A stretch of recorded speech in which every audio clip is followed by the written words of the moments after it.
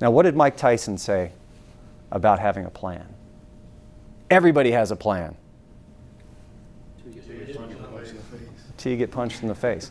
And that's exactly what happens in the negotiation, because the person you were planning on meeting might not be there. Maybe they're having a bad day. Maybe you have to wait for 30 minutes in the reception area waiting for someone to pick you up so you can go into the room to negotiate. Maybe you're negotiating on the phone and you get someone who's in a car and they can't really pay attention to you. And you're the one who wants to drive the meeting.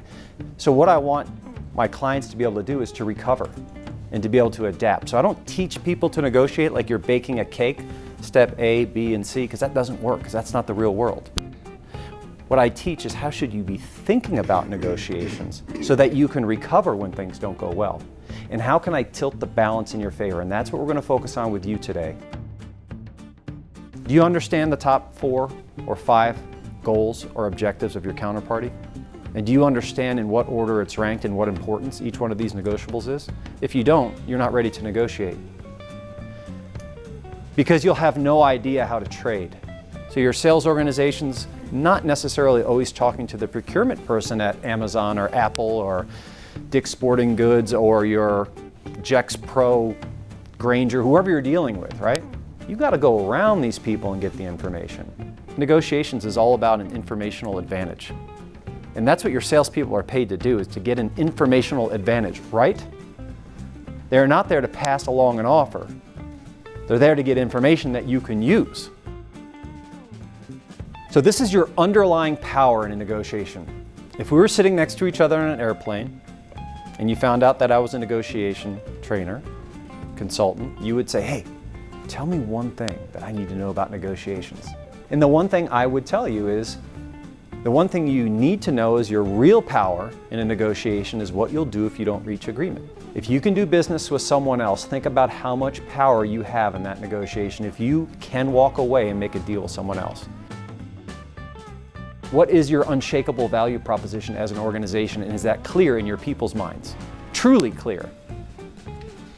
Because if it's clear, you won't go immediately to something like price in the negotiation. You won't be ground down. You won't make needless concessions if you truly believe in the value your company provides. If you came up with your value proposition in a board meeting, it's wrong.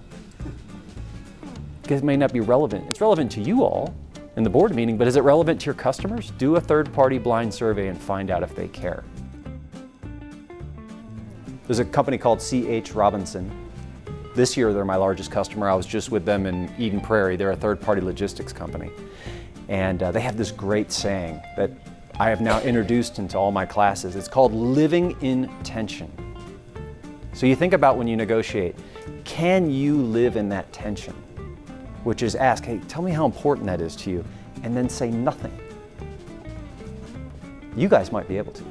Your sales team cannot, right? Especially your younger sales team, they've got to fill in the dead space. They can't live in tension. There's so much power in being quiet and letting the other side tell you and fill in that gap. So if you're coaching someone in your organization who's maybe early in their career, whether it's in procurement or sales, I would really get across how important it is for them to live in that tension and to allow the other side to fill in the blanks. Because then we start understanding how important that negotiable is to them.